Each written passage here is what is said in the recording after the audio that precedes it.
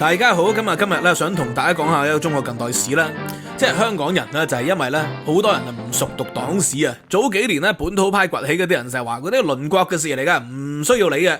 咁啊結果就係吃咗大虧啊。咁啊要了解中國近代史係非常之重要噶。咁啊嗱，譬如話我最近喺 Patreon 上課咧就講到中國近代史，講到毛澤東係如何崛起嘅。咁其中咧就係肅 AB 團事件。嗱，咩叫 AB 團咧？國民黨咧喺剿共嘅時候就有一個團叫做 AB 團 ，A 就係 anti 就係對抗啊 ，B 咧就布以什為克，所以 AB 團咧就係反共團咁解啦。咁呢個反共團就建立咗，咁但係毛澤東咧就借利用咗呢個機會。本來咧毛澤東喺1930年以前只係共產黨裏邊一個中級嘅幹部，咁啊共產黨咧一直就由陳獨秀，後來就瞿秋白呢啲所謂嘅文人咧。咁啊就係把持嘅，咁啊而且咧都係聽命於蘇共嘅第三國際。咁但係毛澤東咧就喺1930年裏邊咧借咗肅 AB 團事件，當時紅軍咧喺佢手上咧就有3-4萬人，因為毛澤東係打勝仗嘅其他咧呢個嘅共產黨文人所領導共產黨咧喺上海搞工人罷工，每一次都係打敗仗，每一次咧都係要落難走人。咁但係咧呢個嘅紅軍喺毛澤東喺江西喺呢個湘南、湘西呢啲地方咧，都係有一定嘅軍事勢力，越嚟越擴大佢嘅軍事勢力喎。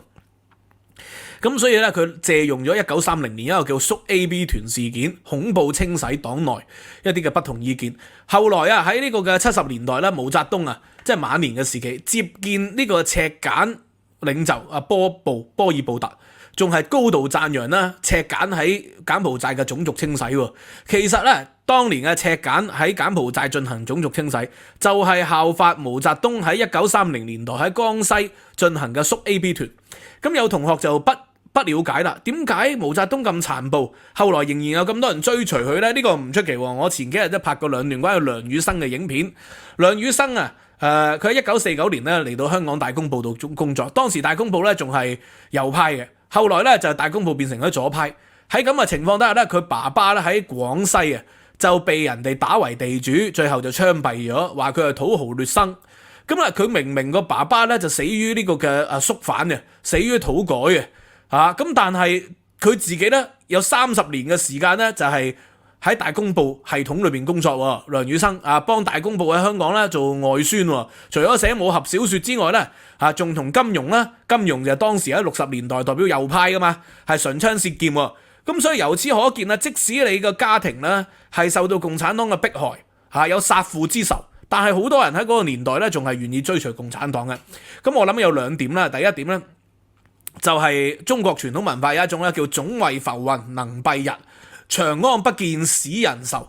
哇！即係土改殺咗人 ，AB 團肅反殺錯咗人，都係咧上級領導佢自己一時睇唔開啫，佢自己一時俾嗰啲其他小人蒙蔽咗，其實佢都係正義光明偉大嘅佢係俾人蒙蔽咗係一個意外嚟。即使我老豆死咗，我仍然都要效忠共產黨嘅就係一種咁嘅情結。第二種咧就係佢哋被殺到怕，佢見到其他人咧唔聽話唔順從，殺到怕，所以佢哋活下來咧，佢係只能夠絕對嘅服從。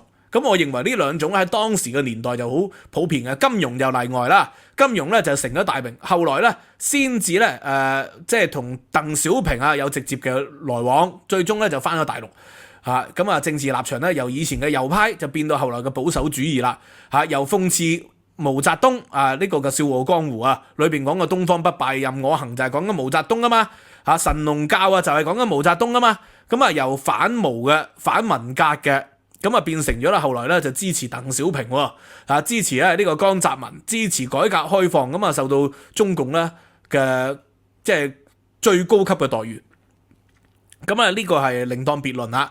咁肅 AB 團事件係點樣咧？1930年，當時毛澤東咧仲係一個中級幹部，咁共產黨嘅領導權咧仲喺陳獨秀、後來李大釗以及瞿秋白呢啲文人咧係把持嘅。咁喺1930年咧，因為毛澤東咧已經經過2年時間啦打過幾場勝仗，而呢個嘅上海以周恩來為首嘅文人啦，最終咧冇辦法搞到罷工成功喎，所以毛澤東咧就用農村包圍城市呢個戰略，佢越嚟越獲得咧黨裏邊嘅信任。咁但係問題咧，黨裏邊咧仲有好多人係唔服毛澤東喎，因為毛澤東係冇認真讀過呢個馬克思列寧主義噶嘛，咁啊認為佢係土包子，咁所以咧喺黨裏邊咧一直係睇唔起毛澤東。毛澤東啊借咗一個叫 AB 團事件。咩叫 AB 團呢？係蔣介石咧當時要反共，就係有啲特務叫做 AB 團 ，A 就 anti 就對抗啊，B 咧就布爾什維克，布爾什維克就係共產黨啦，所謂嘅反共團啊。咁啊，但係毛澤東咧就話喂，佢當時手下咧紅軍有3-4萬人，佢竟然話有萬幾人咧係屬於 AB 團嚟嘅。咁但係有冇可能咧？蔣介石派人滲透啊，派幾個、幾十個技術上都做到啊，派幾百人都好了不起啦。但係有冇可能派到萬幾人係 AB 團呢？如果真係派到萬幾人係 AB 團嘅，一夜造反就推翻整個紅軍啦。咁但係佢哋係殘暴地就喺3-4萬人裏邊殺咗4500人，咁殺咗4500人就超過 10% 嘅咯。第一，第二咧就係捉咗萬幾人咧，就話佢哋係 AB 團或者 AB 團嘅家屬間諜嚇，咁啊呢個係非常恐怖。喺肅 AB 團事件前咧，朱德係毛澤東嘅上司，周恩來係毛澤東嘅上司。咁但係咧，肅 AB 團事件之後咧，朱德同埋周恩來咧都心甘情願成為毛澤東嘅下屬喎，就係頭先我所講嘅情況啦。殺到怕，為咗要自保嘅話咧，佢哋就係即係要比別人更忠誠咯。沒有絕對嘅忠誠，就變成咗絕對嘅不忠誠。絕對嘅不忠誠咧嘅下場就好似肅 AB 團事件咁樣噶啦。咁啊呢個喺1930年嘅10月啊，毛澤東咧就喺江西咧就殺咗4500人啦。咁啊有即係萬幾人啦，就被列為係間諜。咁然後咧就要佢哋交代要即係交代啦，就交代到底佢哋係如何被滲透啦，或者佢哋如何咧係協助其他被滲透嘅分子。咁如果你唔交代嘅話咧，佢就用酷刑去對待啦。咁呢個係肅 AB 團嘅開端嚟嘅喎。咁啊用咩酷刑去對待咧？其實喺肅 AB 團事件前咧，就有一個好嚴重嘅分歧嘅，就係中共咧當時係有一種溫和嘅路線，就認為咧富農咧同埋中農咧都係無辜嘅。咁啊要打嘅地主咧，因為佢哋喺江西喺呢個嘅湖南江西一帶咧，其實搞咗好多農村嘅革命。呢啲農村嘅革命咧就最容易得到窮人嘅民心啊！就一入到去咧就殺晒原本嘅地主，咁啊原本嗰啲佃農咧就唔使再交租啦。係咪啊？咁啊呢個就係共產黨嘅戰略啊嘛。但係毛澤東咧喺呢個問題上面咧，同黨中央第6大嘅決定咧有明顯嘅分歧喎。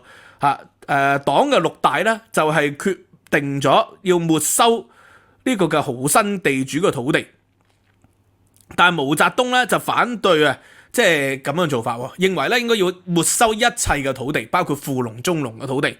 第二咧。就係軍隊及地方黨機構咧嘅人員咧，毛澤東認為咧應該要合併，合併咧就歸為彭德懷管，而彭德懷係直接由佢管啊嘛。咁啊，其實就係等於剝奪咗咧中共中央嘅其他人嘅權力。其中一個咧就叫陳文林，陳文林咧係反對佢最犀利嘅人嚟嘅。陳文林咧就批評啦，就話喂，沒收呢個嘅豪紳嘅土地係冇問題啊，但係如果完全咧係沒收呢個富農嘅土地咧，富農好多都係無辜嘅喎，富農咧。只不過可能佢係屋企較有錢，就並冇剝削階級嘅。咁但係毛澤東就唔同意啊。毛澤東認為咧，呢啲非政治嘅瑣碎話係煽動同志反對正確嘅黨嘅領袖。咁啊，佢哋所講黨嘅領袖係邊個咧？就係當時咧係毛澤東派去呢個緊西嘅一個人物，就係劉少奇。劉少奇咧就緊追隨啊呢個毛澤東嘅。咁所以喺呢個時候咧，亦都係即係奠定咗佢日後成為國家主席嘅機會啦嚇。因為劉少奇喺延安時期就係佢整合出嚟，提出毛澤東思想，令到紅太陽就升起嚟噶嘛。就係因為喺1930年咧，劉少奇作為肅 AB 團一個主要嘅人物，有2個人物，一個就係彭德懷，一個就係劉少奇啦。要好可悲地。後來呢2個人物咧都係被鬥死嘅，俾毛澤東鬥死嘅。呢個真係天理循環係咪咁解咧？咁而當時咧個大綱就係點樣咧？黨發咗個大綱出嚟，佢話現在各級嘅蘇維埃應加入肅反革命工作，捕殺土豪地主，反動富農分子，以示警戒但是咧殺人要有反動嘅事實可證。嚴禁誤殺嘅。毛澤東咧本身咧就冇聽到黨中央嘅指揮嚴禁誤殺，總之凡係咧中農或者富農啊有啲錢嘅都會殺。咁啊呢個咧就造成咗好大嘅反彈啦，令到即係農村裏邊啊有好多人都覺得好不忍嘅。咁但係對於窮人嚟講就梗係好啦，係咪？殺咗個富農，殺咗個地主，佢分土地咪分多一部分嘅土地咯。咁對窮人嚟講當然係獲得支持嘅。但係李文林咧就當時咧係唔聽命呢個劉少奇嘅講法啦。咁而呢個喺緊西特委咧，1930年嘅9月24日就緊急發咗個通告喎，因為毛澤東發現咧，李文林咧呢一啲聽命黨中央、聽命於周恩來啊，佢哋嗰啲人咧個講法咧係唔完全係不能控制喎。咁所以咧佢就發動咗一個咧叫做緊急通告第20號，就動員黨員啊徹底肅清 AB 團。佢就話咧呢個嘅毛澤東就指示啦，就係紅旗社、列寧青年社、緊西南政府都有 AB 團嘅小組，所有混入去黨團特委嘅 AB 團咧，全部要破獲啊！咁啊就要肅反佢哋。咁就因為佢當時就李文林喺黨中央派嚟嘅人係唔聽劉少奇同埋唔聽佢自己話，所以佢就要發動一個肅 AB 團嘅事件，要將李文林等人咧係清洗喎。咁啊結果咧就用酷刑啦，用酷刑 AB 團係非常之狡猾陰險嘅。奸詐嘅，非用呢個毛澤東嘅原話啦，非用最殘酷嘅敲打，決不肯招供嘅，必須用軟硬兼施嘅辦法，去不斷咧係嚴刑審問，輔導佢哋咧係説話嘅來源咯，找出線索，追蹤審問，主要咧係要供出 AB 團嘅組織，以期係將佢哋徹底消滅嘅。咁呢個毛澤東咧下咗命令要將 AB 團消滅，劍指咧就係反對佢嘅一啲嘅幹部啊。咁毛澤東咧當時咧仲係一個黨嘅老同志，叫做何督。何督嘅回憶裏邊話，毛澤東咧係過於信用順從自己嘅人，包括劉少奇同埋彭德懷啦。對於唔同意見嘅人咧，不能夠一視同仁啦，唔及咧原本毛澤東嘅上司朱德寬厚老實啊。咁但係咧結果就係所有人後來都跟從咗毛澤東啦，因為佢肅反嘅時期咧，所有唔聽話、冇絕對嘅忠誠嘅人咧都殺。